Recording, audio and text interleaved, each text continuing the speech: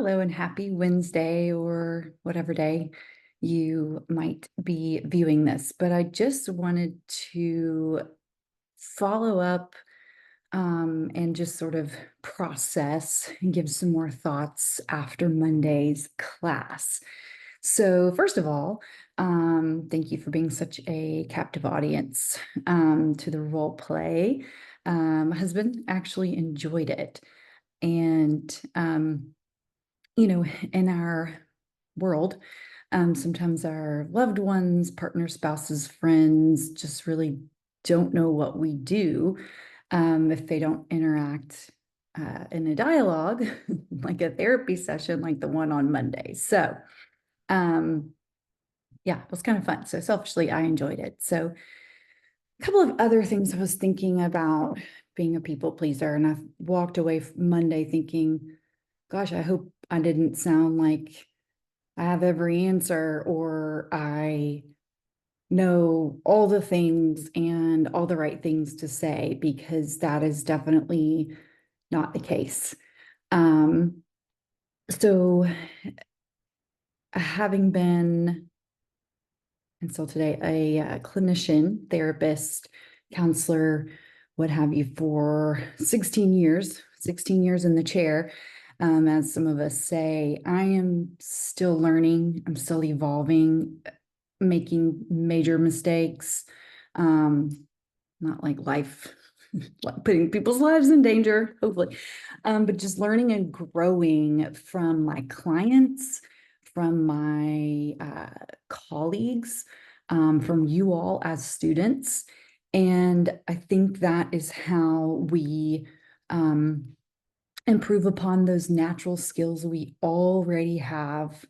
It's how we improve on uh, why why we want to be in this profession. And that is a broad why, from hospital social work, being in the NICU, being in the school system, being in the chair, being an inpatient, being in a residential, serving as a social worker. So I feel as though so many of the skills that we are talking about in this class and in groups and in your other classes can be broadly applied to different settings and different roles.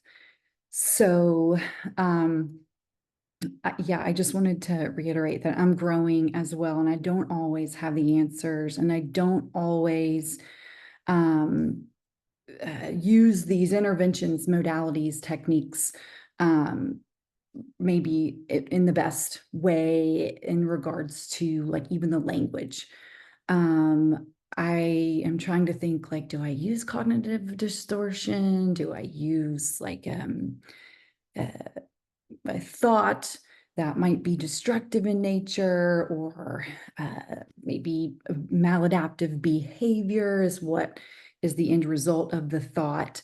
So I'm trying to think about, like, how do I frame this? But I also am reminded that I kind of use a blend of modalities, from solution focused, sometimes some brief solution focused if people are in crisis or just have like one goal they are coming in to maybe hammer out. I feel like CBT, whether we like explain it or not, sometimes just organically works its way in to our sessions, just because a lot of people come in with a lot of different thoughts about themselves or situations from the past. And as we know, as social workers, that could have a baseline of memories or events rooted in trauma, from little t to big T. Can be sometimes how we form those narratives in our heads. I'm not good enough. I'll never be good enough. I don't think I can change. He, she, they will never love me like I need them to, so on and so forth. So using a blend of CBT and then also EMDR. I can't wait until we have our presentation on EMDR. And then following that presentation on EMDR, I cannot wait to hear you all present on these different therapy techniques. Because I think at the end of the day, while we're not going to be trained in all of it, we can still use some of the language or maybe some of the activities or skills from these different interventions. So I think I use, a blend. I have found myself lately, well, more often than not, asking the question, what would you rather be true instead? What would you rather think about yourself instead? Even if you have no belief that it'll be true, what would you like it to look like if it could be true? And so on and so forth. So I think I use that a lot. I also am really transparent with folks. If I need to think about something or find a resource, then I can't just pull from thin air and just saying, like, that's a really good question. Let me think on it, or let me ponder it. Or, gosh, I don't know necessarily how you or this therapy session might proceed forward. I do know that we can keep working, plowing through, hammering through. If for some reason we've come to kind of a crossroad. So, I think that in all different settings that we work in, the motivation to change or alter behaviors or thoughts. The higher the motivation, obviously, perhaps the higher level of intent a person may have in therapy. That motivation to be there and put the skills into place or change agents for behaviors or challenge those thoughts, that can often wane that motivation. So it's really about, again, meeting that client, that group member, where they are. And that is from the assessment process or the intake process, just starting where the client is. Obviously, if we're doing intakes and assessments, we have a starting point, but we can still build in ways to create rapport, even if we only are with that person, patient, client, for an hour or two.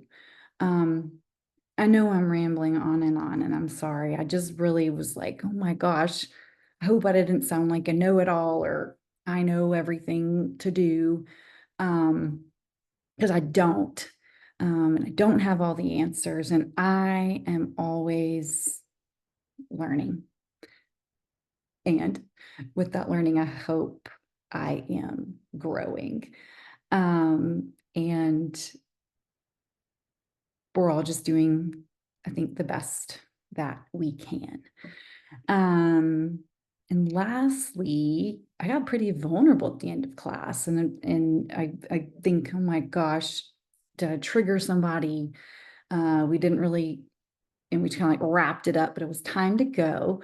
So if you have any more questions about those situations, about being a human and a clinician and having big feelings, I'm a highly sensitive person, and sometimes that can be really hard as a therapist, but it can also serve our clients, our patients, the kiddos we work with, the veterans we work with, if we figure out ways to utilize it to the best of the client's interest while also honoring who we are. So yeah, if you have any questions about that, let me know. Over the years, I have not fallen in love with clients, but definitely grown to love people deeply as they show up in therapy. That's all parts of them, or they're parts. I'm like, oh gosh, man, that's the hostile part of you, or the angry part of you. Yeah, showing up in all different forms and fashions when it comes to emotions and expression, etc. And I don't think we talk about that I don't think we talk about loving our clients. Um, but it is an intimate relationship that's pretty unique because obviously it's 90% one-sided, right? They don't have to care about us. They don't have to worry about us. Do they care for us? Sure. Not always. Can they also love us? Yeah. Sometimes we're the first form of safe attachment, and we just watch those boundaries. But if you have a client that is doing such hard work and they just keep getting just one thing over after another of just really, really hard stuff, that's when you can grow to say, gosh, I love and care for you so much. You're working so hard. Um, or gosh, I just hope the best for you. I hope the best for really everybody. Um, that what people want is what they get. We don't always get what we want, obviously. But hoping the best for people. So, all of that being said, I am enjoying every minute of getting to know you all deeper. And you are all in so many different ways, in your own unique ways, curious, thoughtful, funny, kind, creative. Uh, if you've been a big feeler in class, or we've talked, just all different types of us in that room, and it takes all of us to make the class what it is. As some of you know, I was looking forward to teaching this class, but just scared out of my mind because I didn't know what it was going to look like, and obviously I had never taught it before. And I'm an old dog, and new tricks get harder and harder. So that's part of it too, of just imposter syndrome. Oh, we can talk about that. I'm going to add that to my list because imposter syndrome, the struggle is real. So we can talk about that. But imposter syndrome in teaching of, I don't know what I'm doing. It's like, well, you're a clinician, you'll figure it out. No, it doesn't mean I'll know how to teach it. But I'm grateful that you all have been along for the ride, and we have flexed, and you all have flexed, and we kind of pivoted, changed gears, what have you. But you all have made it what it is, and I just continue to be grateful to be there. So I'm going to sign off. I've babbled. I'm not going to edit this or look back through it, but you all know me by now. I'm a babbler on, and I'm a people pleaser. So I just wanted you to know that I'm a work in progress, and that I know sometimes a lot about nothing, or I know sometimes not a lot, and I'm growing as well. So happy Wednesday, and I will see you in about 10 days. Have a good fall break.